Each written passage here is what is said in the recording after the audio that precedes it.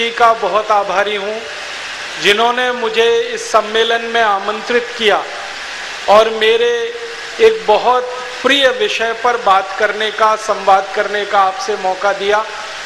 भारत देश में सन 1857 की जो क्रांति हुई थी, इस क्रांति के विषय में पिछले कई वर्षों से मैं कुछ दस्तावेज एकत्रित करता रहा हूँ, उनका अभ्यास करता रहा हूँ, आज भी कर रहा हूँ और ये जानने और समझने की कोशिश करता रहा हूँ कि 1857 की जो क्रांति हुई थी वो क्यों हुई थी, कैसे हुई थी, उसके परिणाम कहाँ तक गए थे और उस क्रांति ने हमारे देश में ऐसा क्या उथल पुथल मचाया जो अंग्रेजों को भारत छोड़कर चला जाना पड़ा, जबकि अंग्रेजों की इच्छा बिल्कुल नहीं थी भारत को छोड़ने की।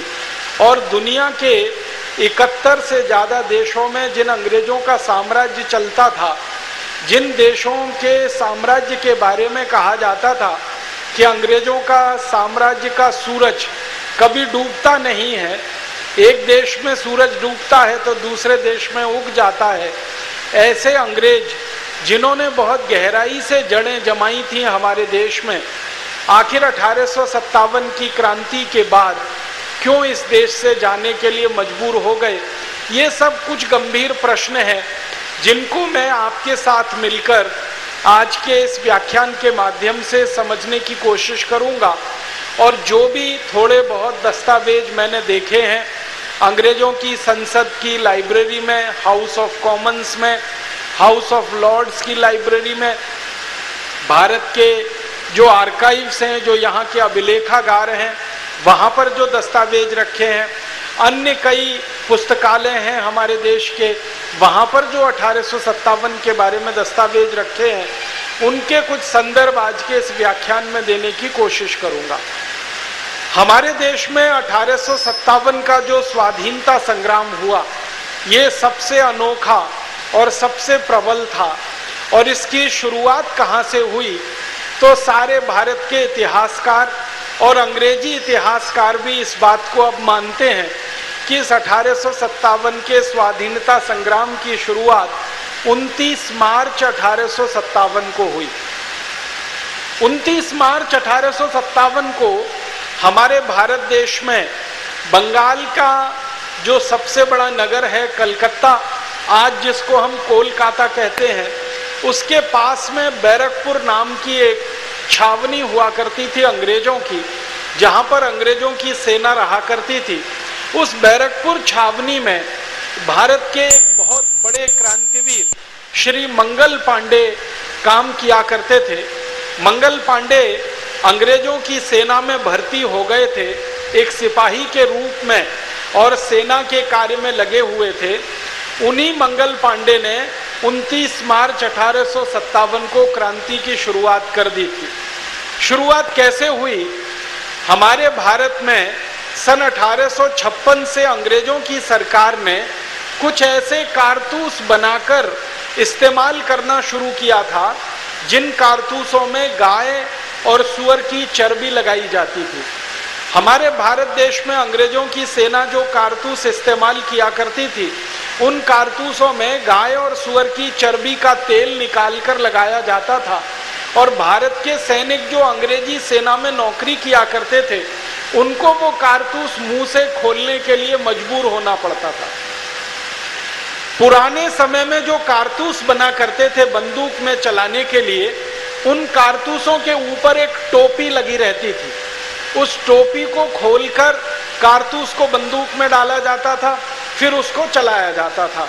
वो जो टोपी लगाई जाती थी कारतूस की, उस टोपी को आसानी से लगाया जा सके और आसानी से निकाला जा सके, उसके लिए चिकनाई की जरूरत पड़ती थी, तेल की जरूरत पड़ती थी। और 1856 के आसपास सबसे सस्ती चिकनाई जो भारत में मिलती थी, सबसे सस्ती और सबसे आसानी से जो चिकनाई भारत में मिलती थी, वो गाय के मांस में से निकाला हुआ तेल होता था, सूअर के मांस में से निकाला हुआ तेल होता था। 1 किलो चिकनाई गाय के मांस में से निकाली हुई 4 आने में मिल जाया करती थी। 4 आने किलो, 4 आना आप समझते हैं 16 आने का 1 रुपया हुआ करता था, उस 16 आने के रुपए का 4 आना हिस्सा, तो 4 आने में 1 किलो चिकनाई मिल जाती थी, गाय के मांस में से निकाली गई, और लगभग 4 आने में ही मिल जाती थी सुअर के मांस में से निकाली हुई। अंग्रेजों की सरकार इन चिकनाइयों का इस्तेमाल कारतूस की टोपी को लगाने में, और वो टोपी मुंह से खोली जाए तो आसानी से निकल जाए, इसके लिए प्रयोग किया करती थी। अंग्रेजों ने जब ये कारतूस इस्तेमाल करना शुरू किया तो भारत के जो सैनिक अंग्रेजों की सेना में नौकरी किया करते थे, उनको इस बात पर बहुत आपत्ति हुई, और कई सैनिकों ने अपना विरोध दर्ज कराया अंग्रेजी शासकों के सामने, अंग्रेजी सेना के बड़े अधिकारियों के सामने। दुर्भाग्य ये हुआ कि जब भी भारतीय सैनिकों ने ये विरोध दर्ज कराया कि हमको गाय की चर्बी के कारतूस मुंह से खोलने पड़ते हैं, तो अंग्रेजों के जो फौजी अफसर हुआ करते थे, उन्होंने इस शिकायत पर कोई ध्यान नहीं दिया और इन्होंने इसको कोई महत्व भी नहीं दिया। कारण क्या था? कारण यह था कि अंग्रेज खुद गाय का मांस खाते थे, और अंग्रेजी सेना का एक बड़ा हिस्सा प्रतिदिन गाय का मांस खाया करता था। अंग्रेजी सेना के बहुत बड़े हिस्से में सुअर का भी मांस खाया जाता था।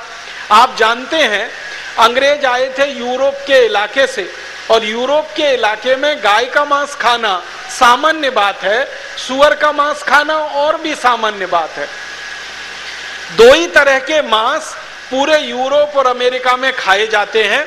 एक मांस को बीफ कहते हैं अंग्रेजी में, बीफ माने गाय का मांस, और एक मांस को पोर्क कहते हैं, पोर्क माने सुअर का मांस। तो बीफ और पोर्क खाने वाले अंग्रेज थे, गाय का भी मांस खाते थे, सुअर का भी मांस खाते थे। उनके लिए ये कोई महत्व की बात नहीं थी कि गाय का मांस और सुअर का मांस किसी कारतूस में लगा दिया जाए और उस कारतूस को मुंह से खोलना पड़े। उनके लिए तो ये सामान्य बात थी, क्योंकि वो खाया करते थे। लेकिन भारत के जो सैनिक थे, भारत के जो नागरिक थे और अंग्रेजी सेना में काम करते थे, उनके लिए ये बहुत आपत्तिजनक था। जो हिंदू थे और भारतीय थे, उनके लिए ये आपत्तिजनक था कि गाय का मांस कारतूस पे लगाया जा रहा है, और जो मुसलमान थे और भारतीय थे, उनके लिए ये आपत्तिजनक था कि सुअर का मांस लगाया जा रहा है। इसलिए भारत के सैनिकों ने ये सवाल उठाना शुरू किया सन 1856 से, लेकिन अंग्रेजों के किसी भी अधिकारी ने इस पर ध्यान नहीं दिया। जिन भारतीय सैनिकों ने आपत्ति उठाई थी इन कारतूसों के सवाल पर, उनमें से एक भारतीय सैनिक थे अमर शहीद मंगल पांडे, जिनका नाम हम बड़े आदर से और सम्मान से लेते हैं।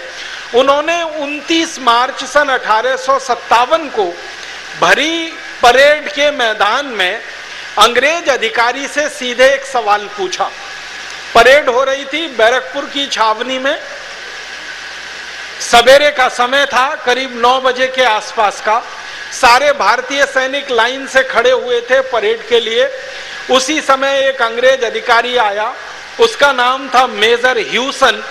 उस ह्यूसन नाम के अंग्रेज अधिकारी को अमर शहीद मंगल पांडे ने सीधे एक प्रश्न किया कि क्या हमको अंग्रेज सरकार की तरफ से जो कारतूस दिए जा रहे हैं उसमें गाय की चर्बी लगी हुई है?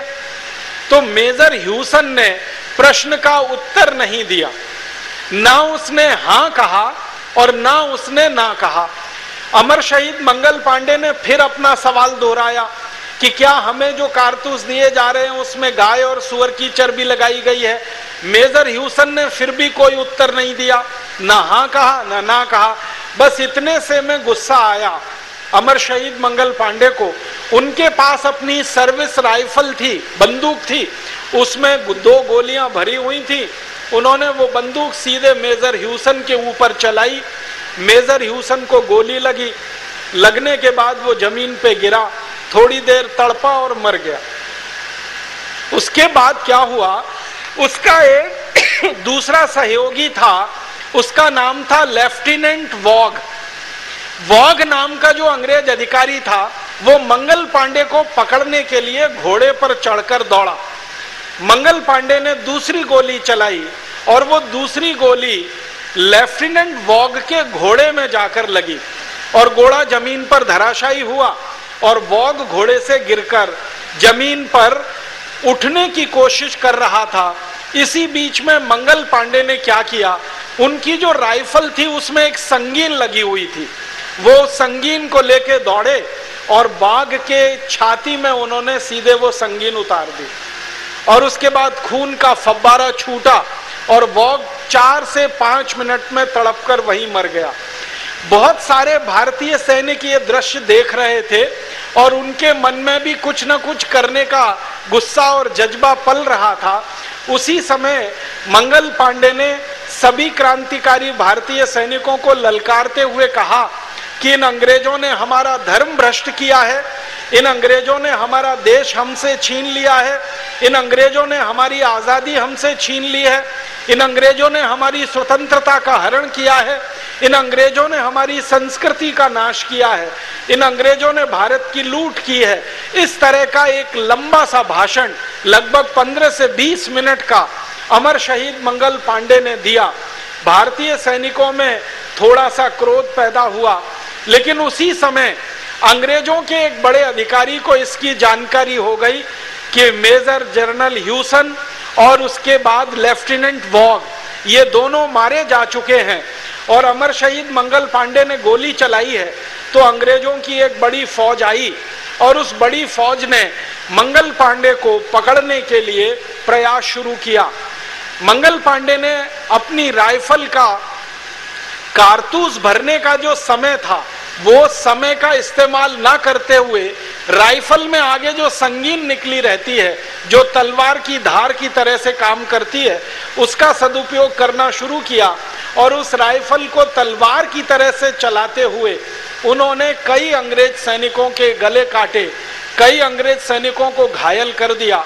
अंत में मंगल पांडे पकड़ लिए गए, अंग्रेजों ने उनको गिरफ्तार कर लिया। गिरफ्तार करने के बाद उनका कोर्ट मार्शल हुआ और कोर्ट मार्शल करीब 10 दिन तक चला। 10वें दिन उनको फांसी की सजा सुना दी गई और 8 अप्रैल 1857 को बैरकपुर की छावनी में अमर शहीद मंगल पांडे को अंग्रेजों ने फांसी पर चढ़ा दिया। समस्या ये हुई थी उस समय कि मंगल पांडे को फांसी देने के लिए कोई तैयार नहीं था। फांसी की घोषणा हो चुकी थी लेकिन उनको फांसी देने के लिए कोई तैयार नहीं था। जितने भी जल्लाद अंग्रेजों की सेना में उस समय नौकरी करते थे बैरकपुर की छावनी में, सबने मना कर दिया कि हम मंगल पांडे को फांसी पर नहीं चढ़ाएंगे। तो अंग्रेजों के सामने समस्या ये खड़ी हुई कि फांसी की सजा तो होनी है, अब जल्लाद कोई तैयार नहीं है तो क्या किया जाए। तो अंग्रेजों ने कलकत्ता से फिर कुछ दूसरे जल्लादों को मंगवाया। उन जल्लादों को बहुत ज्यादा पैसे का लालच दिया गया और ना सिर्फ पैसे का लालच दिया गया बल्कि उनको बहुत ज्यादा बड़ी तरक्की मिल जाएगी सेना में, फौज में, उनके बच्चों को जिंदगी भर के लिए फौज में नौकरी मिलेगी और पेंशन की व्यवस्था की जाएगी उनके लिए।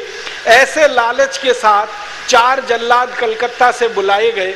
उन जल्लादों ने 8 अप्रैल 1857 को अमर शहीद मंगल पांडे को फांसी पर चढ़ाया। ये दृश्य जब भारतीय सैनिकों ने देखा कि मंगल पांडे का कोई कसूर नहीं था, फिर भी अंग्रेजों ने उनको फांसी पर चढ़ा दिया। उन्होंने एक सीधा सा प्रश्न पूछा था कि क्या कारतूस में गाय और सुअर की चर्बी लगाई जाती है। इस सीधे सवाल का जवाब ना देकर अंग्रेजों ने झूठ मूठ में कोर्ट मार्शल करके मंगल पांडे को फांसी दे दी है। तो भारत के सैनिक जो उस छावनी में रहते थे उनमें बहुत गुस्सा और विद्रोह पैदा हो गया और बहुत अच्छा एक काम उन सैनिकों ने मिलकर कर लिया। करीब 1100 से ज्यादा भारतीय सैनिकों ने मंगल पांडे की फांसी होने के थोड़ी देर के बाद ही एक संकल्प कर लिया कि अब हम इस गुलामी की नौकरी को छोड़ देंगे, इन अंग्रेजी फौज की नौकरी को हम अब नहीं करेंगे, क्योंकि ना जाने हमारे साथ ऐसा कब क्या हो जाए जो मंगल पांडे के साथ हुआ।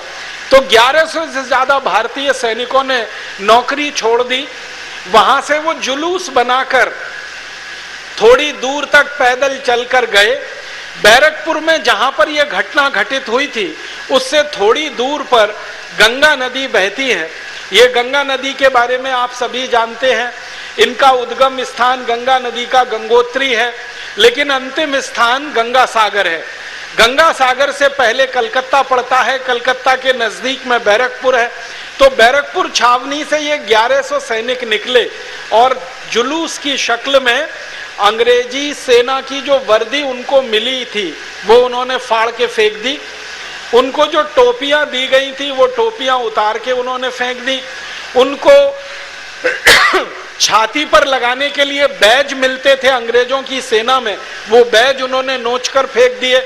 अपनी साधारण भारतीय पोशाकों में वो तैयार होकर गंगा नदी के किनारे गए और सभी ने गंगा जल अपनी अंजुली में भरा और अंजुली में गंगा जल भर के उन्होंने एक संकल्प किया कि जिन अंग्रेजों ने भारत की गाय को काटा है, जिन अंग्रेजों ने भारत में हिंदू मुसलमानों के बीच में वैमनस्य बढ़ाया है, जिन अंग्रेजों ने आजादी को भारत का समाप्त कर दिया है, सभ्यता संस्कृति का नाश किया है, इन अंग्रेजों को अब हम भारत में रहने नहीं देंगे और इन अंग्रेजों को भारत से भगाकर ही दम लेंगे। बस यहीं से क्रांति की शुरुआत हो गई। ये जो 1100 सैनिक थे, इन्होंने 4-4, 5-5 सैनिकों के समूह बनाए और पूरे देश में इन्होंने उत्तर दक्षिण पूरब पश्चिम फैल जाने का फैसला किया और ये समूह पूरे देश में फैल गए।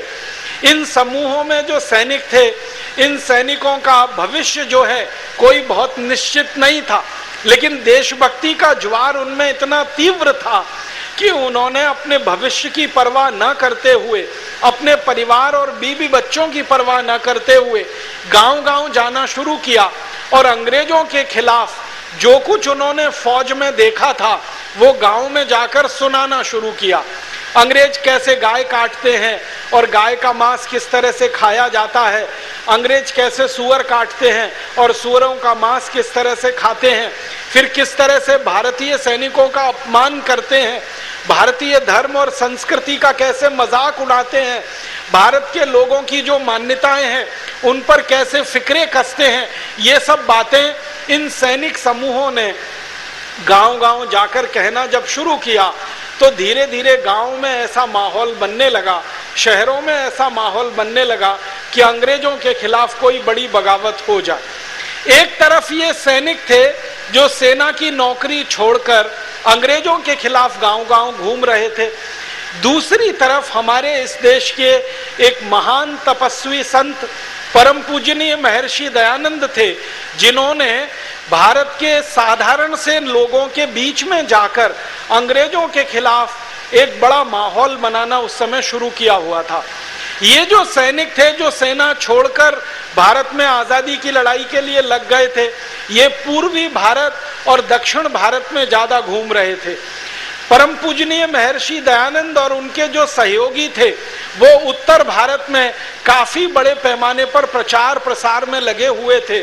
उनके बहुत सारे साधु संत सन्यासी फकीर इस पूरे उत्तर भारत में गांव-गांव घूमकर अंग्रेजों के खिलाफ माहौल बनाने में और अंग्रेजों के खिलाफ कोई संगठन खड़ा करने में लगे हुए थे।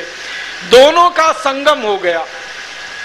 सेना में काम करने वाले भारतीय सैनिक और समाज में काम करने वाले परम पूजनीय महर्षि दयानंद के तैयार किए हुए सैनिक, ये दोनों जब मिले तो इसमें से विस्फोट हो गया। और ये विस्फोट हुआ इसी मेरठ की पवित्र भूमि पर जहां हम बैठे हैं। जब उत्तर भारत के महर्षि दयानंद सरस्वती के सहयोगी और उनके शिक्षित और दीक्षित शिष्यों ने और दक्षिण भारत पूर्वी भारत से आए हुए इन सैनिकों ने एक दूसरे के संवादों से, एक दूसरे की बातों से मन में जब बड़े संकल्प कर लिए तो उस संकल्प का पहला प्रादुर्भाव इस मेरठ की भूमि पर हुआ 10 मई 1857 को। हुआ क्या था मेरठ में, एक घटना घटित हुई थी। आप जानते हैं बैरकपुर जैसे बड़ी छावनी थी वैसे ही मेरठ भी अंग्रेजों की सबसे बड़ी छावनी थी उत्तर भारत में। उत्तर भारत में अंग्रेजों की दो ही सबसे बड़ी छावनियां हुआ करती थी, एक तो अंबाला जिसको आज अंबाला कैंट कहा जाता है और दूसरा था ये मेरठ। ये मेरठ कैंट का पूरा इलाका अंग्रेजों की छावनी का इलाका था। इस अंग्रेजी छावनी में 6 मई 1857 को बहुत सारे भारतीय सैनिकों ने अंग्रेजी अधिकारियों को कारतूस इस्तेमाल करने से मना कर दिया था। 6 मई 1857 को यहाँ मेरठ कैंट में परेड हो रही थी। उस परेड में भारतीय सैनिक जो अंग्रेजों की फौज में नौकरी करते थे, उनको ये कारतूस दिए गए इस्तेमाल करने के लिए और आदेश मिला कि इन कारतूसों को चलाओ, तो भारतीय सैनिकों ने वो कारतूस चलाने से मना कर दिया। 6 मई 1857 को ये कारतूस चलाने से जब सैनिकों ने मना किया तो अंग्रेज अधिकारियों के कान खड़े हो गए और उनको ये समझ में आने लगा कि बैरकपुर में जो घटना घटित हुई है, अमर शहीद मंगल पांडे की बगावत और क्रांति के रूप में, वो शायद मेरठ में भी घटित हो सकती है। वैसा ही कुछ मेरठ में भी हो सकता है। तो अंग्रेज अधिकारियों ने ये फैसला कर लिया कि मेरठ में जो क्रांतिकारी भारतीय सैनिक अंग्रेजों की फौज में हैं, इन सबको फौज से निकाल दिया जाएगा और इनको हथकड़ियां पहनाकर जेल में डाला जाएगा और इनके ऊपर कम से कम 10 साल की सजा का प्रावधान किया जाएगा और इनको जितनी भी बेइज्जती हो सकती है वो बेइज्जती इनकी की जाएगी। 6 मई 1857 को अंग्रेजों ने ये तय कर लिया और 9 मई 1857 को सवेरे करीब 9 साढ़े 9 बजे मेरठ कैंट में 90 से ज्यादा भारतीय सैनिकों को फौज में से निकालने का आदेश सुना दिया गया, क्योंकि वो 90 सैनिक थे जिन्होंने ये कारतूस इस्तेमाल करने से मना कर दिया था। फिर उसके बाद अंग्रेजी अधिकारियों ने ये घोषणा कर दी कि इन सभी सैनिकों को हथकड़ियां पहना दी जाएं, इनके कपड़े उतारे जाएं, इनकी टोपियां उतारी जाएं, इनके बैज छीन लिए जाएं और इनको हाथ को पीछे बांधकर इनकी नंगे शरीर से परेड निकाली जाए। भारतीय सैनिकों का ये अपमान बहुत ज्यादा उन्होंने 9 मई को कर दिया। सभी सैनिकों के कपड़े उतार लिए, उनके हाथ पीछे बांध दिए, हाथों में हथकड़ियां, पैर में बेड़ियां और उनका परेड मैदान में जुलूस निकलवा दिया। तो जो दूसरे भारतीय सैनिक इस घटना को देख रहे थे, उनके मन में बहुत गुस्सा पैदा हुआ और उन सैनिकों ने अपने गुस्से का उस समय तक तो कोई इजहार नहीं किया, उस समय तक तो गुस्से को उन्होंने प्रकट नहीं किया, लेकिन शाम को करीब 5 बजे के आसपास जो भारतीय सैनिक गुस्सा प्रकट करने की कोशिश कर रहे थे, वो मेरठ शहर के बाजार में निकले कुछ सामान आदि खरीदने के लिए। तो बाजार में कई महिलाओं ने उनके ऊपर बहुत कठोर टिप्पणियां कर दी। कई माताओं ने, बहनों ने उनको ये कहा कि तुम्हारे जो सहयोगी रहे, तुम्हारे जो भाई रहे, अंग्रेजों ने ऐसे 90 से ज्यादा भारतीय सैनिकों का जो अपमान किया है, उनकी वर्दियां उतारी हैं, उनको शरीर नंगा करके उनकी परेड निकाली है, उनको जो है हथकड़ी और बेड़ियां डालकर उनके साथ जो दुर्व्यवहार किया है, तुम कैसे भारतवासी हो, अपने भाइयों के इस अपमान पर चुपचाप बैठे हो। तो सैनिकों का गुस्सा भड़क गया। वो लौटकर वापस आए बाजार से।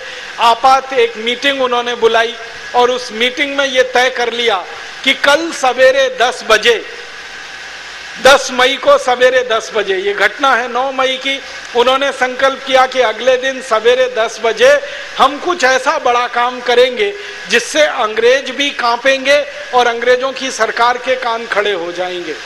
अगले दिन सवेरे 10 मई को संयोग से रविवार का दिन था और रविवार के दिन आप सभी जानते हैं अंग्रेजों की सरकार के जो अंग्रेजी सैनिक थे वो चर्च जाया करते थे और चर्च जाना उनके लिए बहुत जरूरी बना दिया गया था।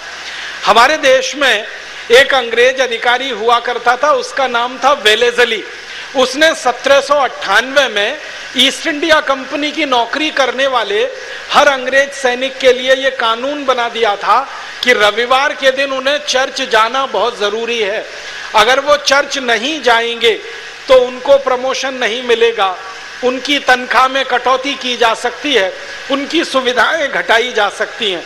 तो सभी अंग्रेज तनख्वाह के लालच में, प्रमोशन के लालच में या थोड़ा डर कर चर्च जाया करते थे हर रविवार को। और ये वेलेजली नाम का ही अंग्रेज अधिकारी था जिसने रविवार की छुट्टी कराई थी पूरे भारत देश में, जो दुर्भाग्य से आजादी के 63 साल के बाद आज भी चल रही है। रविवार का दिन छुट्टी का दिन होगा क्योंकि उस दिन चर्च जाना है, और ये छुट्टी पहले की गई थी अंग्रेज अधिकारियों के लिए, बाद में ये छुट्टी कर दी गई भारतीय सैनिकों के लिए, और भारतीय सैनिकों के साथ भारतीय नागरिकों के लिए जो अंग्रेजी ईस्ट इंडिया कंपनी में काम किया करते थे। तो 10 मई को रविवार था। सारे अंग्रेज सैनिक रविवार के दिन यहाँ मेरठ के चर्च में गए हुए थे। वो चर्च की बिल्डिंग अभी भी टूटी फूटी यहाँ आप देख सकते हैं, जो कैंट एरिया में है। इधर भारतीय सैनिकों ने संकल्प कर लिया था कि अभी अंग्रेजों को सबक सिखा देना है।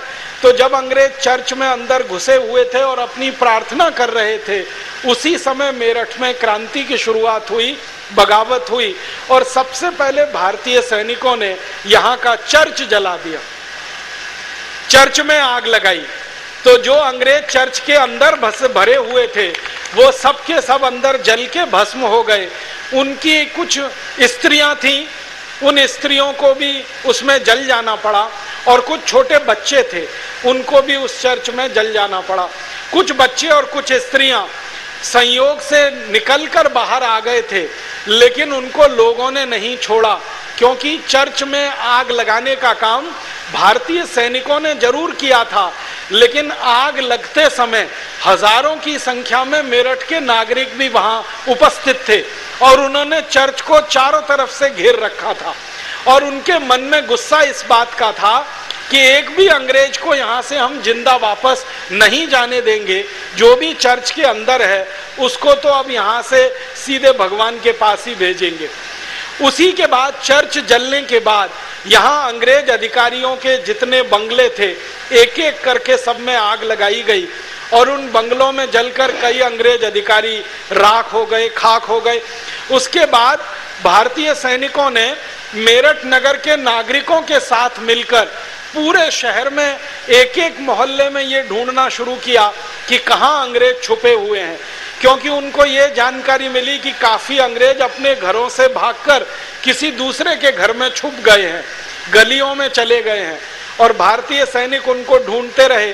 शाम हो गई, और शाम करीब 6-7 बजे तक आते आते मेरठ में एक भी अंग्रेज जिंदा नहीं बचा। सभी अंग्रेजों को भारतीय सैनिकों ने और मेरठ के नागरिकों ने मिलकर कत्लेआम कर दिया। आपको ये जानकर बहुत आश्चर्य लगेगा, बहुत हैरानी होगी कि सैनिकों के पास तो बंदूकें थीं, सैनिकों के पास तो संगीनें थी, तलवारें थी, उनसे वो अंग्रेजी सैनिकों के सामने लड़ाई लड़ रहे थे। लेकिन मेरठ के जो नागरिक थे उनके हाथ में क्या था? उनके हाथ में तो बंदूक नहीं थी, उनके हाथ में तो तलवार नहीं थी। तो अंग्रेजों के जो दस्तावेज हैं वो बताते हैं कि मेरठ के नागरिकों के हाथ में फसल काटने वाला हसिया था, जिससे फसल काटी जाती है। गेहूं की फसल हम काटते हैं, धान की फसल काटते हैं, वो हसिया था लोगों के हाथ में। और उस हसियों को लेकर माताएं बहनें सड़क पर और भाई भी सड़क पर घूम रहे थे, और जहां कोई अंग्रेज मिलता था गर्दन उसकी हसिये से काटते थे। सैनिकों के पास तो बंदूकें थी, तलवारें थी चलाने के लिए, लेकिन साधारण नागरिकों के हाथ में तो हसिया था। कुछ साधारण नागरिकों के बारे में अंग्रेज दस्तावेज बताते हैं, अंग्रेजी दस्तावेज, कि उनके हाथ में खुरपी थी, खुरपा था, हसिया था। ऐसी चीजों को लेकर ये सारे नागरिक इकट्ठे हुए थे। और सबसे ज्यादा आश्चर्य में डालने वाली जो बात है वो ये कि अंग्रेज इतिहासकारों ने जब इन नागरिकों के बारे में जानकारी लेने की कोशिश की तो पता चला कि मेरठ के आसपास के लगभग 40 से ज्यादा गांवों के लोग इकट्ठे हुए थे अंग्रेजों से बदला लेने के लिए। इन 40 गांवों की पूरी सूची है, हाउस ऑफ कॉमन्स की लाइब्रेरी में रखी हुई है। ये सब गांव मेरठ के आसपास के गांव हैं। कुछ गांव हैं जो मेरठ से मुजफ्फरनगर के बीच में हैं, और कुछ गांव हैं जो मेरठ से मोदी नगर के बीच में है। इन 40 गांव के नागरिकों की संख्या हजारों में थी, जिन्होंने अंग्रेजों को यहाँ से कत्लेआम करा दिया। उसके बाद रात हो गई, एक भी अंग्रेज जिंदा नहीं बचा। तो भारतीय सैनिकों ने तय कर लिया कि अब क्या करना है। तो अब उन्होंने कहा दिल्ली चलना है और दिल्ली चलकर अंग्रेजों का जो मुख्य केंद्र है उस पर कब्जा करना है। तो लगभग 2000 भारतीय सैनिक, उनके साथ कुछ भारतीय नागरिक जो सामान्य नागरिक थे, गांव से इकट्ठे होकर आए थे, इन लोगों ने घोड़ों की और कुछ खच्चरों की व्यवस्था की और उन पर बैठकर ये सारे सैनिक रातों रात दिल्ली के लिए निकल गए। सवेरा होते होते ये दिल्ली पहुंच गए। 11 मई को 1857 के साल में दिल्ली में 2000 मेरठ के सैनिक जो भारतीय सैनिक थे और 1500 से ज्यादा लोग जो गांव के सामान्य नागरिक थे, इन्होंने दिल्ली में प्रवेश किया। दिल्ली में उस समय बहादुर शाह जफर की सेना के कई सैनिक थे जो अंग्रेजों से लड़ाई लड़ने की कसमसाहट तो रखते थे, लेकिन उनका जो बादशाह था, राजा बहादुर शाह जफर, वो लड़ने को तैयार नहीं था। बहादुर शाह जफर कभी भी अंग्रेजों से लड़ने को तैयार नहीं हुआ। हमेशा उसके मन में ये दुविधा रही कि मैं अंग्रेजों से लड़ूं या अंग्रेजों से मित्रता करूं, अंग्रेजों से लड़ने में फायदा है या मित्रता करने में फायदा है। और दूसरा उसका दुर्भाग्य ये था कि उसके आसपास के जो सहयोगी थे वो हमेशा बहादुर शाह जफर को ये समझाया करते थे कि अंग्रेजों से दोस्ती करने में ही फायदा है, लड़ने में कोई फायदा नहीं। जैसे बहादुर शाह जफर की एक पत्नी थी जिसका नाम था जीनत महल, वो हमेशा बादशाह बहादुर शाह जफर को यही कहा करती थी कि अंग्रेजों से लड़ाई लड़के तो कुछ मिलने वाला नहीं है, इनसे दोस्ती रखेंगे तो शायद हमें कुछ मिल जाएगा। तो क्या मिल जाएगा? जीनत महल का एक लड़का था जो बहादुर शाह जफर से पैदा हुआ था। जीनत महल चाहती थी कि बहादुर शाह जफर के मरने के बाद ये उसका लड़का यहाँ का बादशाह बने और उसके नाम से पूरी बादशाहत चले। जीनत महल के मन में ये जो छोटा सा स्वार्थ था, इस स्वार्थ के चलते उसने कभी भी राजा बहादुर शाह को अंग्रेजों से लड़ने नहीं दिया। लेकिन राजा बहादुर शाह की जो सेना थी वो अंग्रेजों से लड़ना चाहती थी। सेना में जो सैनिक थे वो अंग्रेजों के पूरी तरह से खिलाफ थे। तो हुआ ये कि जब मेरठ के सैनिक वहां पहुंचे और इन्होंने बहादुर शाह जफर के महल में जाकर ये जानकारी दी, महल माने लाल किला, लाल किले में बहादुर शाह जफर रहा करता था, वही उसके महल के रूप में इस्तेमाल हुआ करता था। तो सैनिकों ने जाकर ये सूचना दी कि मेरठ में तो क्रांति हो गई है और अब वो क्रांति दिल्ली में हमें करनी है। तो बहादुर शाह जफर के सारे सैनिक मेरठ के सैनिकों के साथ आकर गले मिले और उन्होंने कहा कि हमें तो क्रांति दिल्ली में भी करनी है, राजा माने तो अच्छा है, नहीं माने तो हम तो क्रांति करेंगे। अब मेरठ के सैनिक, दिल्ली के सैनिक इकट्ठे होकर बहादुर शाह जफर के पास पहुंचे। बहादुर शाह जफर ने बहुत देर तक सोचते हुए कहा, ना हाँ ना ना। एक स्पष्ट रूप से हाँ भी नहीं कह रहा था, दूसरी तरफ से ना भी नहीं कह रहा था। फिर मेरठ के सैनिकों ने बादशाह को कहा कि देखो, आप अगर लड़ाई लड़ो हमारे साथ तब आपका नाम इतिहास में रहेगा, नहीं लड़ोगे तो हम तो लड़ने ही वाले हैं और वैसे भी आप मारे जाओगे। अंग्रेज आपको हमारा जासूस कहेंगे और जिंदा नहीं रहने देंगे और हम आपको अब बिना लड़ाई लड़े छोड़ेंगे नहीं। इसलिए आप राजी राजी आते हो हमारे साथ तो अच्छा है, नहीं तो बेराजी हम आपको ले ही लेंगे अपने साथ। बहादुर शाह जफर ये सुनकर थोड़ा परेशान हो गया। फिर उसने मेरठ के सैनिकों से कहा कि भाई, मेरे पास तो राजा की पदवी भी नहीं है, ये तो अंग्रेजों ने छीन ली है। मैं तो नाम का राजा हूं, ना मेरा कोई कानून यहाँ चलता है, ना मेरा कोई हुक्म मानता है, ना मेरे पास पैसे हैं, ना मेरे पास कोई धन दौलत है। मैं तो गरीबी में जीवन बिता रहा हूँ, मैं तो आपको तनख्वाह भी नहीं दे सकता, पगार नहीं दे सकता। तो मेरठ के सैनिकों ने कहा कि हम तनख्वाह और नौकरी के लिए लड़ाई नहीं लड़ रहे, हम देश की आजादी के लिए लड़ाई लड़ रहे हैं, अंग्रेजों से आजाद कराना है देश को, इसके लिए लड़ रहे हैं। और हम आपसे वेतन मांगने नहीं आए, वेतन के लिए हमें जो जरूरत पड़ेगी वो हम उसका इंतजाम कर लेंगे। आप तो बस घोषणा करो कि हमें अंग्रेजों के खिलाफ युद्ध शुरू करना है। तो बहादुर शाह जफर ने मेरठ के सैनिकों के दबाव में दिल्ली के सैनिकों के दबाव में घोषणा कर दी और उस घोषणा का बहुत बड़ा असर हुआ। पूरी दिल्ली में 50,000 से ज्यादा सैनिक इकट्ठे हो गए पूरी दिल्ली में। आप देखो, मेरठ से 2000 सैनिक गए थे और लगभग 1,500 साधारण लोग गए थे। इन्होंने दिल्ली में घूम घूम कर 2-3 दिनों के अंदर 50,000 से ज्यादा सैनिकों को इकट्ठा कर लिया और उन 50,000 सैनिकों ने इकट्ठा होकर अंग्रेजों के ऊपर धावा बोल दिया। अंग्रेजों का सबसे बड़ा गढ़ उस जमाने में दिल्ली में हुआ करता था दरियागंज का इलाका। ये जो दरियागंज आज आपको दिखाई देता है, ये पूरा अंग्रेजों का गढ़ हुआ करता था। अंग्रेजों के सारे बड़े अधिकारी इसी दरियागंज इलाके में रहा करते थे। अंग्रेजों के जितने बड़े ऑफिसेस थे, कार्यालय थे, वो दरियागंज इलाके में चला करते थे। अंग्रेजों का एक बड़ा चर्च दरियागंज में था, वो आज भी है। एक हॉस्पिटल हुआ करता था, वो आज भी है।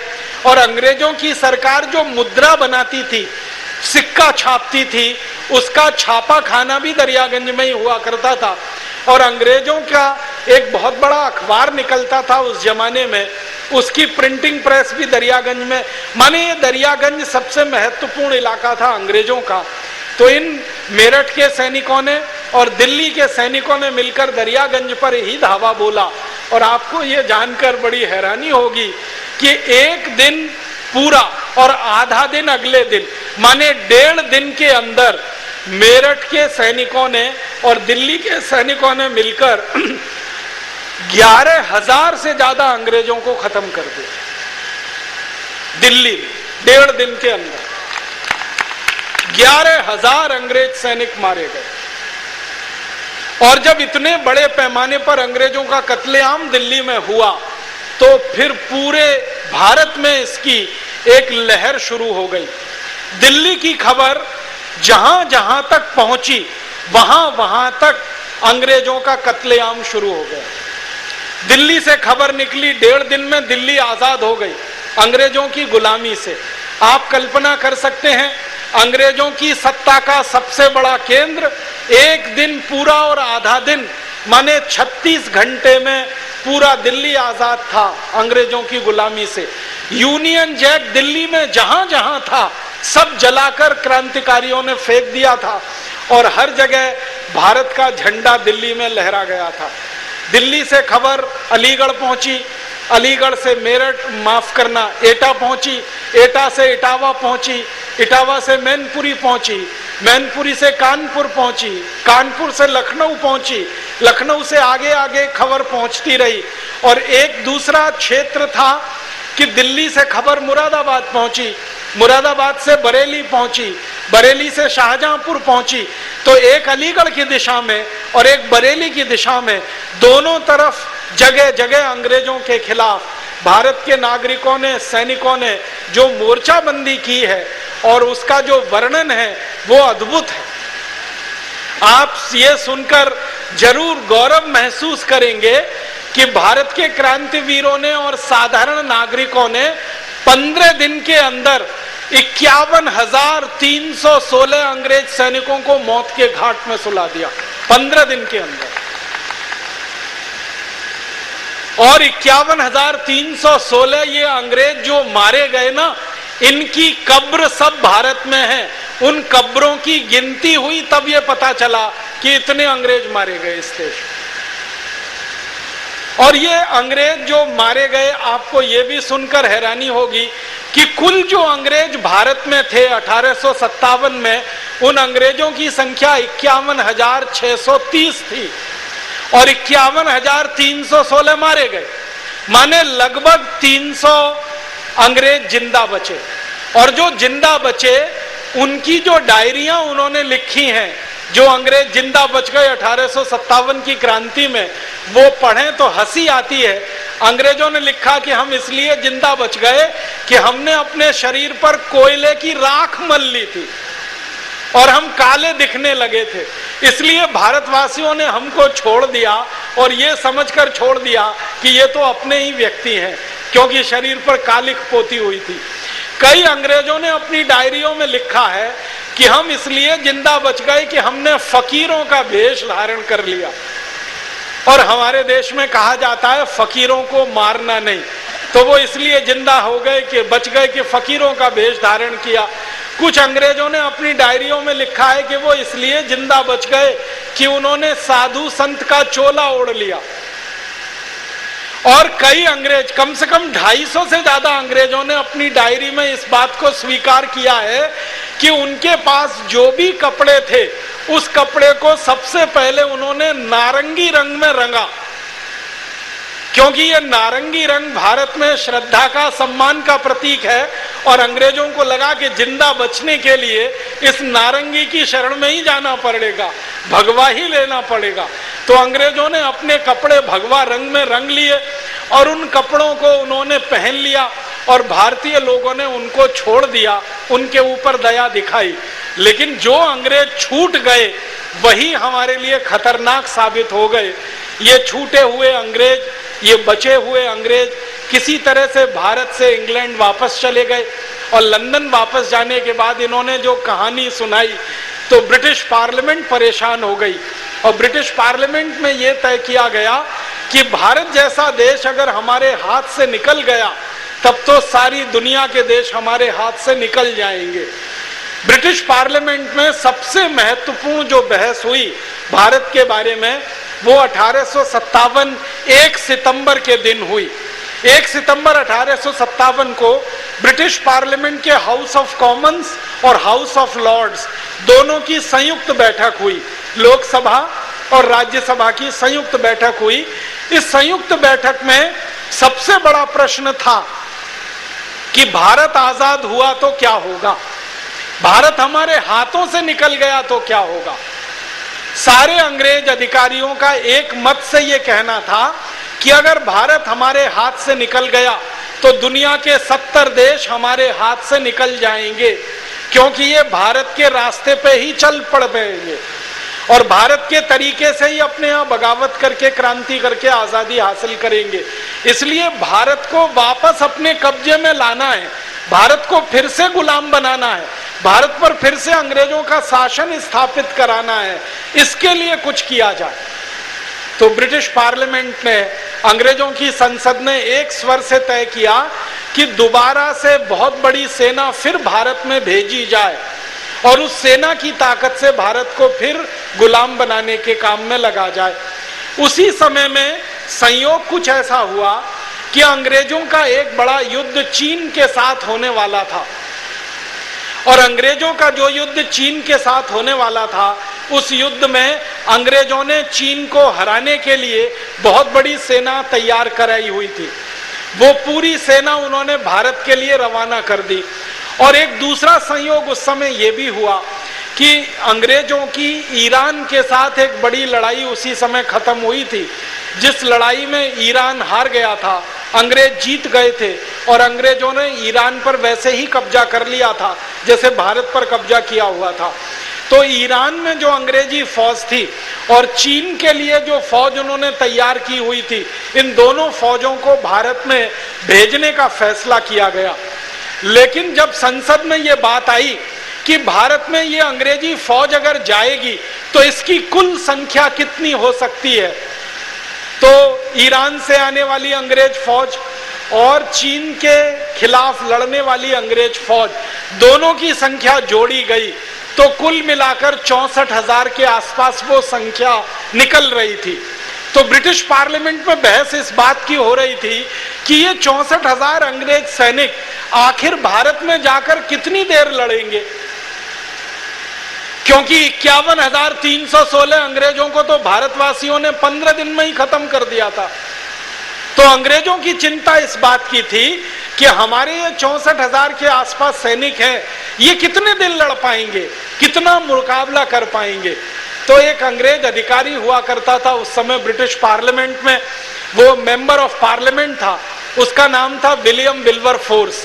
उसने एक सुझाव दिया और वो सुझाव हमारे लिए बहुत तकलीफ का कारण बन गया। विल्बरफोर्स ने ब्रिटिश पार्लियामेंट में कहा कि हमारे अंग्रेज सैनिक कभी भी भारत को दोबारा जीत नहीं पाएंगे। इसको आपको ध्यान से सुनने की जरूरत है। विल्बरफोर्स कह रहा है ब्रिटिश पार्लियामेंट में कि हमारे अंग्रेज सैनिक कभी भी भारत को दोबारा जीत नहीं पाएंगे। क्यों? तो वो कहता है कि भारत का एक सैनिक 10 अंग्रेजों को मार के गिरा देता है। भारत का एक सैनिक 10 अंग्रेज सैनिकों पे भारी पड़ता है। और विल्बरफोर्स कहता है कि जो भारतीय सैनिक अंग्रेजों की सेना में भारत में काम कर रहे हैं, उन्हीं की संख्या 2,64,000 से ज्यादा है। अगर वो ही लड़ गए इन अंग्रेजों से तो ये तो काम तमाम इनका 2-3 दिन में ही हो जाएगा। तो क्या करें, कोई और योजना बताओ। तो विल्बरफोर्स कहता है कि एक योजना है कि भारत में कुछ राजा महाराजा ऐसे हैं जो अंग्रेजों से वफादारी कर सकते हैं।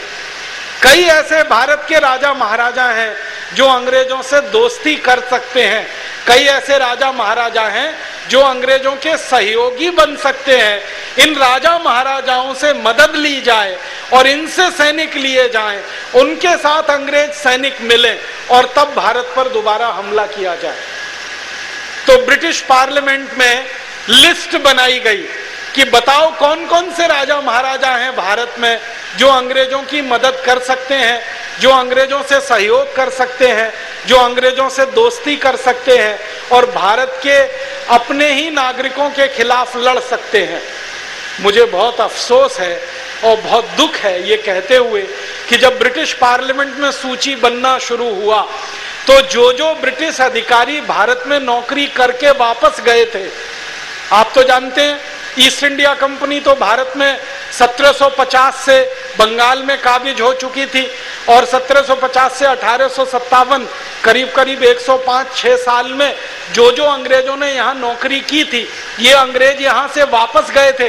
इन अंग्रेजों को पूछा जाने लगा कि तुम बताओ कौन राजा है जो भारत की बहुत मदद कर सकता है, कौन ऐसा सामंत है, कौन ऐसा जागीरदार है, कौन ऐसा ताल्लुकेदार है जो भारत में भारतीयों के खिलाफ लड़े और अंग्रेजों की मदद करे। तो सबसे पहला नाम जो ब्रिटिश पार्लियामेंट में आया, बहुत शर्म आती है मुझे वो नाम लेने के लिए, वो नाम था जीवाजी राव सिंधिया। अंग्रेजों की संसद में सारे अंग्रेज सांसदों ने एक स्वर से ये कहा कि भारत में हमें सबसे अच्छा कोई मित्र मिल सकता है तो वो जीवाजी राव सिंधिया है। जीवाजी राव सिंधिया का मतलब आप जानते हैं, माधवराव सिंधिया के परिवार के लोग, विजया राजे सिंधिया के परिवार के लोग, वसुंधरा राजे सिंधिया के परिवार के लोग, ये सिंधिया परिवार अंग्रेजों का सबसे वफादार परिवार इस देश में रहा है। और अंग्रेजों की संसद में इनका नाम आया कि ये हमारी सबसे ज्यादा मदद करेंगे।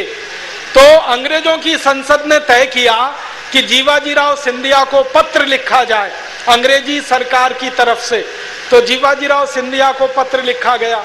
फिर पूछा गया कि दूसरा कौन राजा है भारत का जो मदद करेगा अंग्रेजों की। तो दूसरा नाम आया, वो बहुत शर्मनाक है, वो नाम भी पटियाला के जो महाराजा हुआ करते थे, कैप्टन अमरिंदर सिंह का नाम आप सभी जानते हैं, जो पंजाब में बहुत लंबे समय तक मुख्यमंत्री रहे।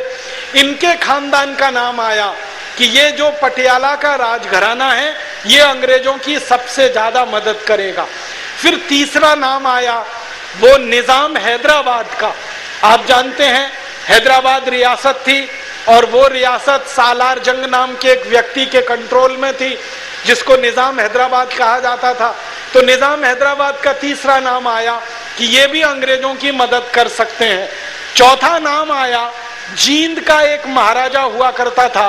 पांचवा नाम आया नाभा नाम की एक रियासत थी पंजाब में, वहां का एक राजा हुआ करता था।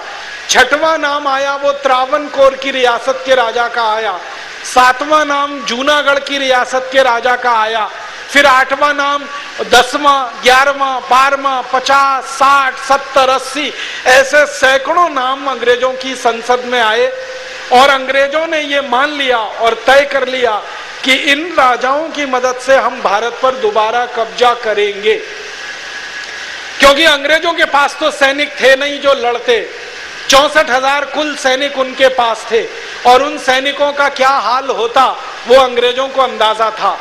तब ये चिट्ठियां लिखी गई और भारत के इन राजाओं से संपर्क किया गया। तो सबसे पहले जीवाजीराव सिंधिया ने अंग्रेजों को वायदा किया कि आप दोबारा अगर भारत में आते हैं और क्रांतिकारियों से लड़ाई लड़ेंगे तो मेरी 40,000 सैनिकों की फौज आपकी सेवा में रात दिन खड़ी रहेगी। और ना सिर्फ 40,000 सैनिकों की फौज अंग्रेजों की सेवा में खड़ी रहेगी, बल्कि जीवाजीराव सिंधिया ने कहा कि 1 करोड़ से ज्यादा स्वर्ण मुद्राएं अंग्रेजों को मैं भेंट करूंगा अगर अंग्रेज वापस भारत में आएंगे तो 1 करोड़ स्वर्ण मुद्राएं और 40,000 सैनिकों का वायदा जीवाजीराव सिंधिया ने अंग्रेजों से किया। इसी तरह पटियाला के महाराजा ने वायदा किया, इसी तरह जींद के महाराजा ने वायदा किया, इसी तरह से नाभा के महाराजा ने वायदा किया। और अंग्रेजों ने हिसाब लगाया तो पता चला कि ये भारत के जो राजा महाराजा अंग्रेजों को फौज देने को तैयार हैं, वो फौज कुल मिलाकर 3 लाख 3.5 लाख से ज्यादा हो रही है। तब अंग्रेजों को भरोसा आ गया और उनको लगा कि 3.5 लाख से ज्यादा तो भारतीय सैनिक मिल रहे हैं, 64,000 हमारे पास अपने सैनिक हैं। उनका गणित उन्होंने बिठाया और फिर अपनी सेना को भारत के लिए रवाना किया। और जब तक अंग्रेजों की सेना भारत में पहुंची, ईरान से आई हुई सेना और चीन के युद्ध की तैयारी में लगी हुई सेना, उसको भारत आने में समय लगा। जितना समय इस सेना को भारत पहुंचने में लगा, उतने समय तक भारत पूरा देश स्वतंत्र रहा, पूरा देश स्वतंत्र रहा, सारा भारत आजाद रहा। 1857 के जो दस्तावेज हैं वो बताते हैं कि 10 मई 1857 से लेकर 19 सितंबर 1857 तक सारे भारत के 350 से ज्यादा जिले अंग्रेजों की गुलामी से पूरे आजाद रहे। 350 जिलों में अंग्रेजों के खिलाफ ये क्रांति की बगावत हुई। और ये 350 जिले उस जमाने में रियासतों के बराबर हुआ करते थे। जैसे मेरठ आजाद रहा 10 मई से लेकर 19 सितंबर तक, दिल्ली आजाद रहा 10 मई से लेकर 19 सितंबर तक, दिल्ली के आसपास अलीगढ़, एटा, बदायूं, बुलंदशहर, मुजफ्फरनगर, फिर उसके बाद शाहजहांपुर, मुरादाबाद, बरेली, लखनऊ, लखनऊ के पास कानपुर, कानपुर के आगे बिठूर, बिठूर के आगे फतेहपुर, ऐसे भारत के 350 जिले जो उस जमाने में रियासतों के नाम से जाने जाते थे, अंग्रेजों की गुलामी से आजाद थे। और इनमें भारत का झंडा फहराया जाता था, यूनियन जैक कहीं पर भी नहीं था, भारत आजाद हो गया था। अब हमारे मन में जब ये सवाल आता है कि अगर भारत आजाद हो गया था 1857 में, तो 1947 तक गुलामी क्यों झेलनी पड़ी? ये 1947 तक की गुलामी भारत के उन गद्दार राजा महाराजाओं के कारण झेलनी पड़ी जो अंग्रेजों से मिल गए थे और क्रांतिकारियों का विरोध कर रहे थे। जीवाजीराव सिंधिया जैसे भारत के ऐसे 60 से ज्यादा राजा महाराजा थे जिन्होंने अंग्रेजों की हाँ में हाँ मिलाई थी और अपनी सेना अंग्रेजों के समर्थन में भेजी थी। अब एक मजेदार घटना घटित हुई कि जैसे जीवाजीराव सिंधिया ने अपनी सेना को आदेश दिया कि अंग्रेजों के खिलाफ लड़ना नहीं है, अंग्रेजों के समर्थन में लड़ना है, क्रांतिकारियों के खिलाफ, तो जीवाजीराव सिंधिया की सेना में बगावत हो गई और सेना में 2 फाड़ हो गए, 2 टुकड़े हो गए। एक हिस्सा सेना का भारत के क्रांतिकारियों के साथ मिल गया, दूसरा हिस्सा राजा की वफादारी में अंग्रेजों के साथ चला गया। जो हिस्सा जीवाजीराव सिंधिया की सेना का क्रांतिकारियों के साथ मिल गया, उस हिस्से का नेतृत्व किया महारानी झांसी लक्ष्मीबाई ने और तात्या टोपे ने। वही सेना थी जिसकी मदद से झांसी रानी लक्ष्मीबाई ने युद्ध लड़ा और तात्या टोपे अंग्रेजों के खिलाफ 8 महीने तक सतत युद्ध करते रहे। भारत के क्रांतिकारियों में सबसे ज्यादा लंबे समय तक अंग्रेजों से लड़ाई जिन्होंने लड़ी है, उनका नाम है तात्या टोपे। 8 महीने तक लगातार अंग्रेजों से लड़ाई लड़ी उन्होंने। और उनके सैनिक कौन थे? वही सैनिक थे जो जीवाजीराव सिंधिया के आदेश पर अंग्रेजों के साथ नहीं मिले, क्रांतिकारियों के साथ मिल गए। उन्हीं सैनिकों की मदद से झांसी रानी लक्ष्मीबाई ने अंग्रेजों को बार बार युद्ध में परास्त किया और बार बार अंग्रेजों ने मुंह की खाई। और आपको मालूम है, एक समय तो ऐसा आया कि झांसी की रानी लक्ष्मीबाई ने जीवाजीराव सिंधिया को ग्वालियर,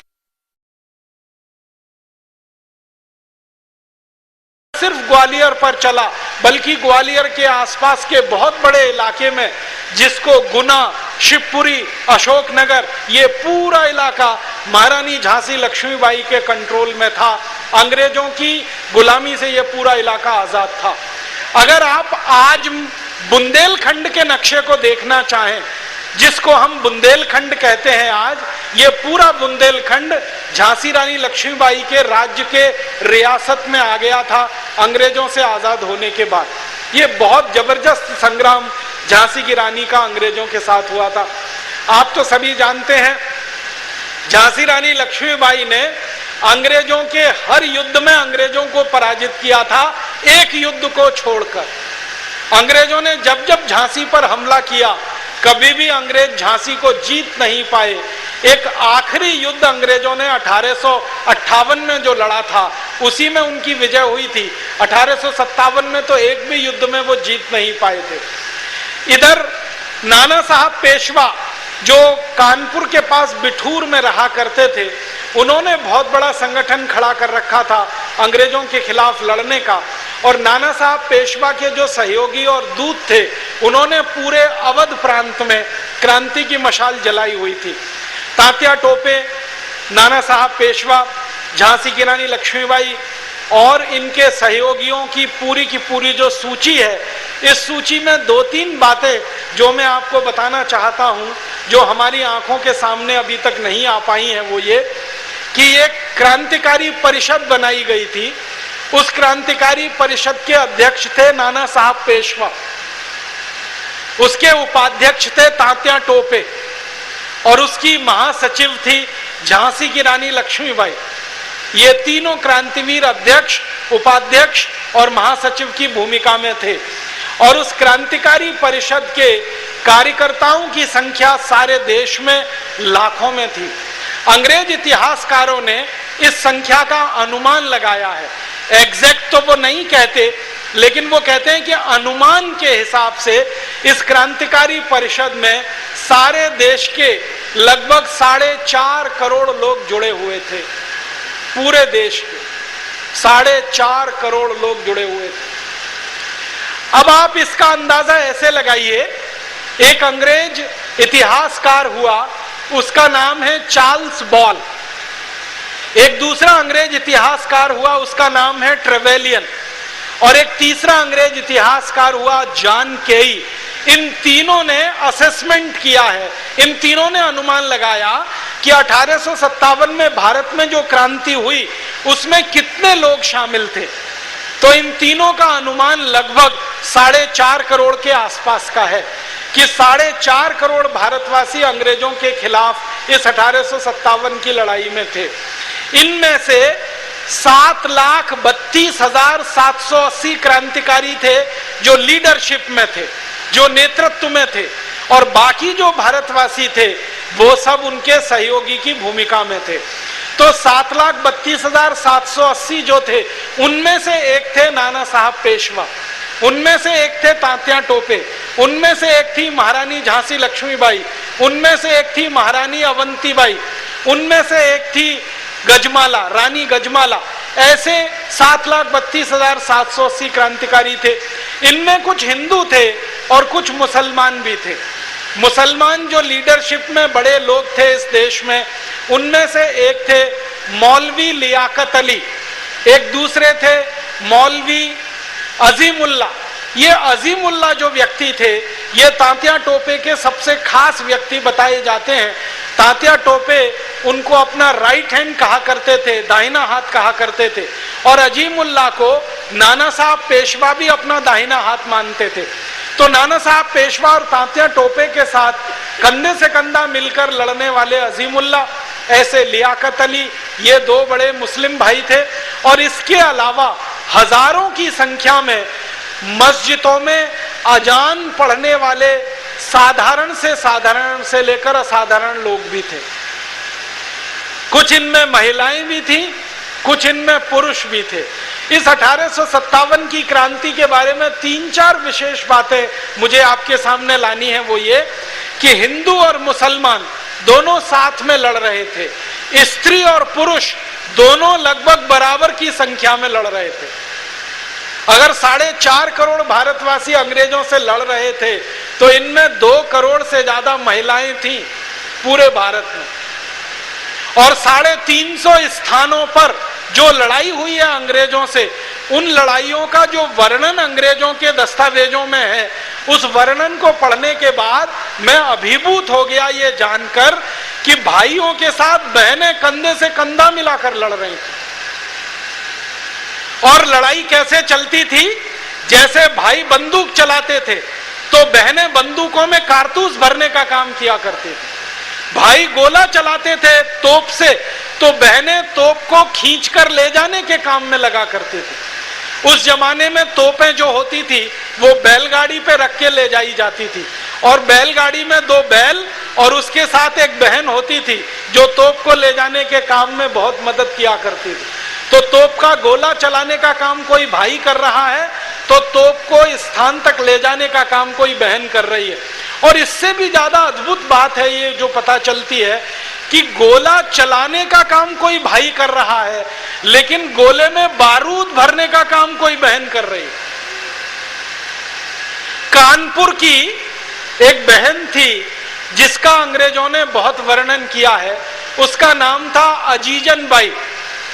अजीजन बाई का जो चरित्र है, इतिहास है, वो पता करने से मालूम हुआ कि वो पेशे से वैश्या थी और अपना शरीर बेचती थी। अंग्रेजों के कोठों पर जाकर नाचती थी, अंग्रेजों के सैनिकों के शरीर की हवस को मिटाने के काम में भी कई बार उसने अपना योगदान दिया। अजीजन बाई को अंग्रेजों ने किसी गांव से उठा लिया था। वो किसी मध्य प्रदेश में मंडला के पास किसी गांव की रहने वाली महिला थी। अंग्रेजों ने उसको अपहरण कर लिया था और कई दिनों तक उसके साथ बलात्कार किया था, और उसके बलात्कार के बाद उसको कोठे पे ले जाकर बेच दिया था। अजीजन बाई ने कोठा छोड़कर क्रांतिकारियों का सहयोग देना शुरू किया था, और अजीजन बाई ने 400 से ज्यादा कानपुर की वैश्याओं का एक समूह बनाया था, दल बनाया था। उस दल का मुख्य काम था गोलों में बारूद भरना और बारूद भरे हुए गोलों को क्रांतिकारियों तक पहुंचाना, कारतूसों को इकट्ठा करना और कारतूसों को क्रांतिकारियों तक पहुंचाना। तो कारतूस और गोलों का बारूद पहुंचाने का काम कानपुर और आसपास के क्षेत्र में तो सारा माताओं और बहनों ने किया है, और ऐसी माताओं बहनों ने किया है जिनको हमारा समाज अच्छी नजरों से नहीं देखता। एक बार तात्या टोपे ने अजीजन बाई को एक सीधे से सवाल किया था कि तुम्हारा काम तो वैश्यावृत्ति का है, तुम ये क्रांतिकारियों के साथ क्यों लग गई हो? तो उसने कहा कि मैं वैश्या होने से पहले भारत की नागरिक हूं, और एक ऐसी नागरिक हूं कि जिसके शरीर में भारत का खून बहता है, इसलिए मुझे मेरा फर्ज करने से कोई नहीं रोक सकता। मैं भले वैश्यावृत्ति का काम करती रही, लेकिन मेरा फर्ज है कि मैं देश के लिए अपनी जान न्योछावर करूं। और अंग्रेज अधिकारी जिनके सामने अजीजन बाई ने युद्ध लड़ा है, वो अंग्रेज अधिकारी अपनी डायरियों में ये लिखकर छोड़ गए हैं कि भारत के सैनिकों में सच्ची मर्द अगर कोई थी तो वो अजीजन बाई थी और झांसी की रानी लक्ष्मीबाई थी। अंग्रेज जो सैनिकों ने युद्ध लड़े हैं भारत में, जैसे एक अंग्रेज अधिकारी था यूरोज ने अपनी पर्सनल डायरी में लिखा है कि मैंने भारत की सेना में 2 महिला मर्दों को पाया, एक महिला मर्द झांसी की रानी लक्ष्मीबाई और दूसरी महिला मर्द अजीजन बाई। और वो कहता है कि दोनों में जमीन आसमान का अंतर है। झांसी की रानी लक्ष्मीबाई तो एक राज घराने की कुलवधू। लेकिन अजीजन बाई तो वैश्यावृत्ति के काम में लगी हुई एक साधारण महिला, लेकिन वीरता में दोनों किसी से कम नहीं है, साहस में दोनों किसी से कम नहीं है। और अजीजन बाई ने यह सिद्ध किया है कि भारत का खून भारतीय पहले है, बाद में वो सब कुछ है। तो इस पूरी लड़ाई में महिलाओं का बहुत बड़ा योगदान है। आपको सुनकर बहुत अच्छा लगेगा कि आर्य समाज के महर्षि स्वामी दयानंद की शिक्षा जो महिलाओं के लिए दी गई, जो समाज के लोगों के बीच में आई, उस शिक्षा का पूरा असर इस 1857 की लड़ाई में दिखाई देता है। परम पूजनीय महर्षि दयानंद जी उस जमाने में शायद पहले महर्षि थे जिन्होंने महिलाओं को पुरुषों के बराबर और कई कई स्थानों पर महिलाओं को पुरुषों से आगे सम्मान दिया। आप सभी जानते हैं महिला शिक्षा के लिए जितना उन्होंने इस देश में काम किया, महिलाओं के सम्मान को बढ़ाने के लिए जितना उन्होंने काम किया, वो अद्भुत है। एक जगह परम पूजनीय महर्षि दयानंद और महारानी झांसी लक्ष्मीबाई का संवाद हुआ है, और इस संवाद लेकिन 19 सितंबर के बाद भारत के कुछ जीवाजीराव सिंधिया, पटियाला घराने और जींद और नाभा घराने के गद्दार राजाओं के अंग्रेजों के साथ मिल जाने के कारण फिर अंग्रेजों ने भारत पर हमला किया। और दोबारा जब अंग्रेजों ने भारत पर हमला किया तो भारत के गांव-गांव में उन्होंने कत्लेआम मचा दिया। एक अंग्रेज अधिकारी जिसका नाम था जनरल नील, उसकी डायरी का एक वाक्य सुनाता हूं। जनरल नील कहता है कि दोबारा से जब हमने भारत पर हमला किया तो हमने किसी बुजुर्ग को नहीं छोड़ा, किसी बच्चे को नहीं छोड़ा, किसी स्त्री को नहीं छोड़ा, किसी पुरुष को नहीं छोड़ा। जो भी भारतवासी हमारे सामने आया हमने उसको खत्म कर दिया। और कैसे कैसे खत्म किया, तो जनरल नील खुद अपनी डायरी में लिख रहा है कि हम गोली मार के लोगों को खत्म करते थे, हम लोगों को जिंदा जला के मार डालते थे, हम लोगों को घोड़ों और हाथी पर बिठा के उनके गले में रस्सी का फंदा लगाया करते थे, और हाथी घोड़ों को किसी पेड़ के नीचे ले जाकर खड़ा किया करते थे, और रस्सी का फंदा पेड़ के ऊपर से खींच लिया करते थे, और हाथी और घोड़े को नीचे से भगा दिया करते थे, और लोग लटक कर मर जाया करते थे। नील कहता है कि हजारों हजारों गांव हमने नर विहीन कर दिए, नर विहीन, हजारों हजारों गांव। वो कहता है कि बिठूर में हमने जब हमला किया, बिठूर माने नाना साहब पेशवा का घर, तो कहता बिठूर में हमने जब हमला किया तो बिठूर की आबादी लगभग 24,000 की थी। उस आबादी में 3 महीने के बच्चे से लेकर 94 साल तक के बुजुर्ग हमने किसी को नहीं छोड़ा। बच्चों को हमने फुटबॉल की तरह से उछाला और गोलियों से उनको बींध दिया। बुजुर्गों को हमने झोपड़ियों में जिंदा जला दिया, घरों में जिंदा जला दिया, और जो स्त्रियां हमको मिली उन स्त्रियों के साथ हमने जो किया वो सुन नहीं सकते हम, लेकिन मैं आपको सुनाना जरूर चाहूंगा। नील अपनी डायरी में लिख रहा है कि हमें जहां भी कोई गांव में स्त्री मिलती थी भारतीय, उसके शरीर को हम नंगा करते थे, उसके कपड़े उतारते थे, उसको पूरे गांव में नंगा घुमाते थे, फिर उस स्त्री को इतना तड़पाते थे, इतना परेशान करते थे कि वो चीखती थी और हम आनंद से हंसते थे। और वो कहता है कि पता नहीं कितनी स्त्रियों के इस तनों के अग्रभाग को हम लोहे के चिमटे से दबाते थे, और तब तक दबाते थे जब तक कि उसमें से खून निकलना ना शुरू हो जाए। फिर उन स्त्रियों के साथ हम बलात्कार करते थे, और बलात्कार करने के बाद फिर उनको हम मारा करते थे। नील कहता है कि भारत के हजारों गांव में हमने ये किया, और हजारों गांव को नर विहीन कर दिया, स्त्री विहीन कर दिया, पुरुष विहीन कर दिया।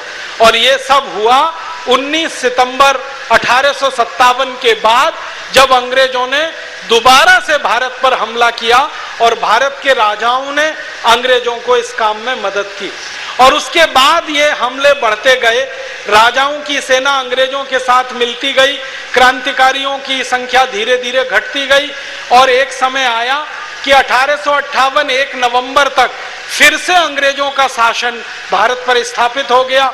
1858 1 नवंबर को अंग्रेजों का शासन जब स्थापित हुआ तो महारानी विक्टोरिया की तरफ से एक ऐलान किया गया। उस ऐलान को भारत में भेजा गया। उस ऐलान के अनुसार उन्होंने कहा कि अब भारत में कंपनी शासन नहीं चलेगा, अब भारत में अंग्रेजों की संसद का शासन चलेगा।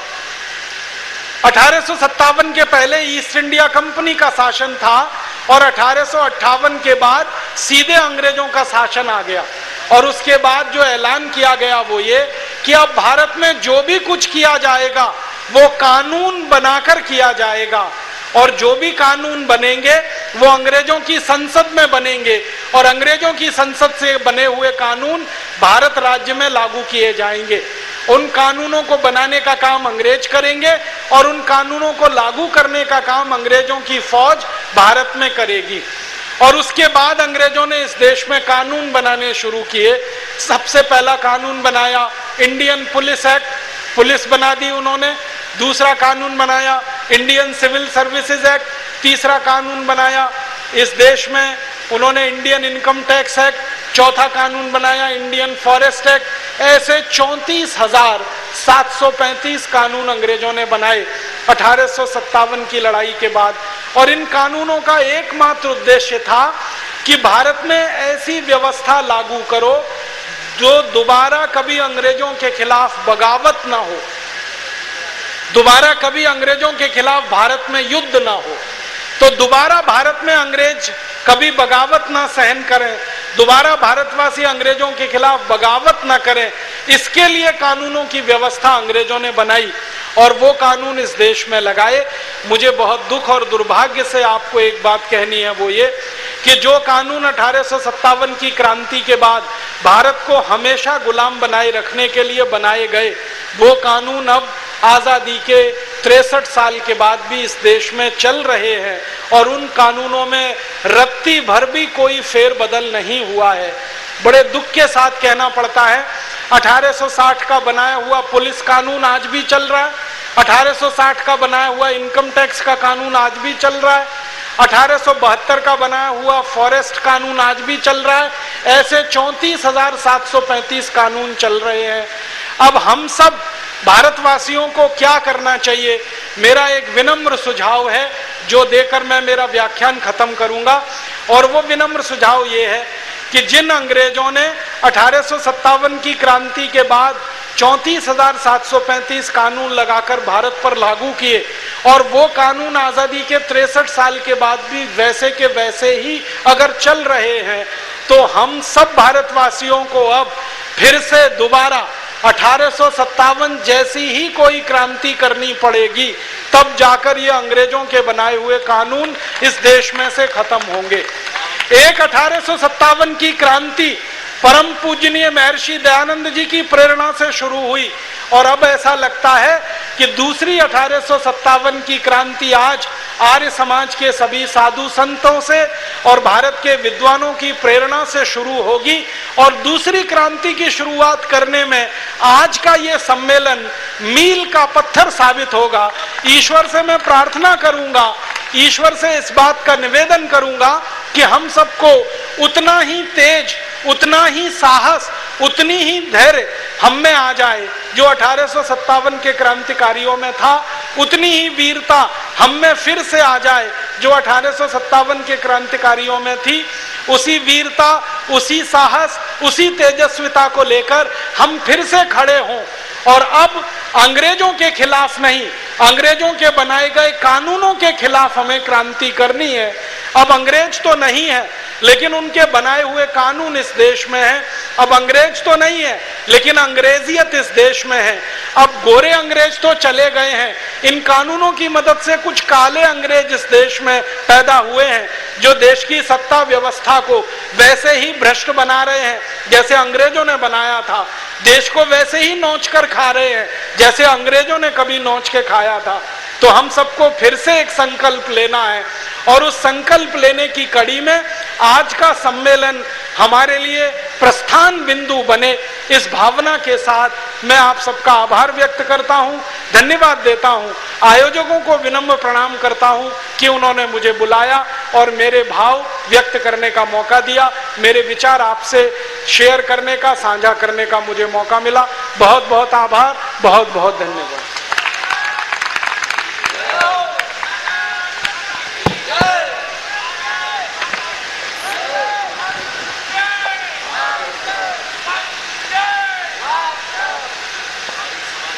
उपस्थित भाई और बहनों, अभी आप